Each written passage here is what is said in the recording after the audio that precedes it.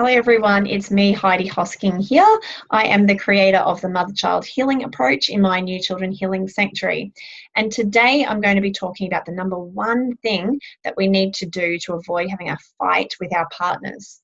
So that thing takes a little bit of a backtrack of an explanation first. So first I want to talk about how we have our ego self up here, mental, it's based in fear, it doesn't want the best for us.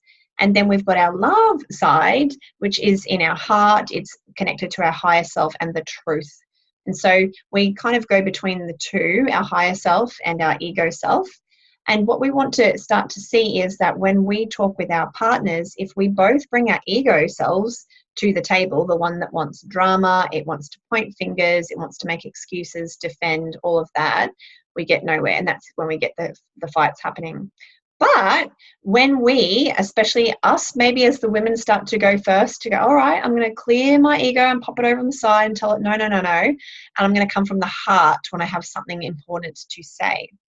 And when we come from the heart, we really might take some time to tune into this before we even talk to our partner. We don't just bring it up on a whim. We see what's important to us. So, for example, we might be bringing up a big topic around money or changing schools or vaccinations, anything that's a big thing. And we tune right in and we realize we're bringing this up because it's important for us. We see it as a higher truth that we need to do. And we also know it is for the highest good of our children. So when we come with that energy of, I really am convinced behind this, and we come to our partner with it, then we start to get somewhere. So that's the most important thing, is to speak from our heart and lay everything else over on the table. And so that's for another day that we would go there. But when we come to our partner with conviction and say, you know what, this is really important to me, and we say it, we will say it without having an expectation. So with no expectation, which is an interesting thing to do, I do know that, is that then it gives our partner a chance to consider it for themselves and for their higher self to possibly respond. But when we have an expectation like, I'm right, we are going to do this, I've already made the decision, I've already, taken steps, that's coming with a bit of ego ourselves. And so then our partner's ego hears that and comes straight back. And so what we want to do is to be saying, I'm willing to have this conversation with you from a heart. This is how I feel. And I feel very strongly about it because of X, Y, Z. And so when we do that, we start to go, oh, wow, I'm creating traction here, because our husband might actually hear it. And when they hear it, then they're more likely to have some miraculous changes. And when we don't have expectation that anything's going to get sorted out right then and there, like to the point where we're prepared to actually say it and say, this is just what I've been considering, and walk away, then we're allowing some space for the universe to do magic. And it might not be the first time. We might have to go around a bit and they might go, no at first. But maybe each time you're bringing it up, they might actually be coming a little bit further along on the path in certain little ways. And so often we, as the mothers, are the seed planters, and that it's our other things that happen for our partner out in the world that helps to seal the deal for them. They'll come back to us. So like when we plant a seed, we don't plant the seed and then stand there and basically try and make it grow ourselves. We plant the seed, we walk away. We trust that that seed is going to know the right way up. It's going for truth. It's going for the light, and it's going to do its thing. And that's what we need to trust with our husband. It's going to do its thing if we get out of the way. Watch pot never boils, that kind of stuff.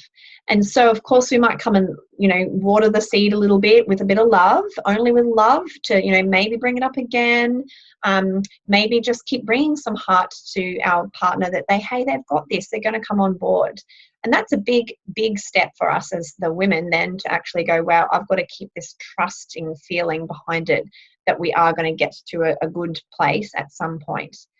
It might not be tomorrow, it might not be the next day. Your child might have to have the next vaccination, or you might have to wait it out to move schools, because you might go, they're not quite ready. And that's when, if we're planting seeds, we've got some time that we can go, okay, I can see that it's moving forth. And I'm not going to stand there and expect that seed's going to pop its little head out of the soil straight away. And then we have to work on our own patience. We also have to work on the fact that things may not go perfectly in our parenting journey. So our children might have to have a vaccine. They might have to see, a fight go down.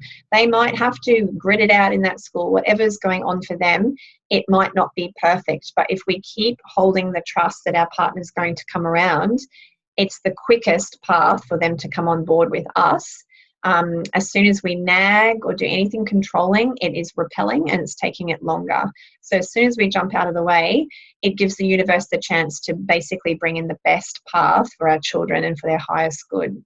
So just summing up, keep coming back to your heart, keep talking from your heart, how you feel, be prepared to listen to your partner, and really get rid of that ego stuff. Keep recognizing it when it comes forth in you, without any judgment or any guilt or anything like that, just with a neutral stance and being curious about it, to go, oh yeah, when we were talking about that, I did start to go, no, but I'm right and this and that. Oh, that's a bit of ego there. And we start to see where the ego might make defenses. It might start to act a bit righteous. It might be judging of the other person, all those types of things. We can basically sense it as a bit of ick energy. That's where you need it to go, because then your husband or partner won't feel comfortable to come on board with you. So please do subscribe to my channel. I am going to be making more videos on this topic, and I'd love to teach you more about this in my New Children Healing Sanctuary. The links are down below. Bye.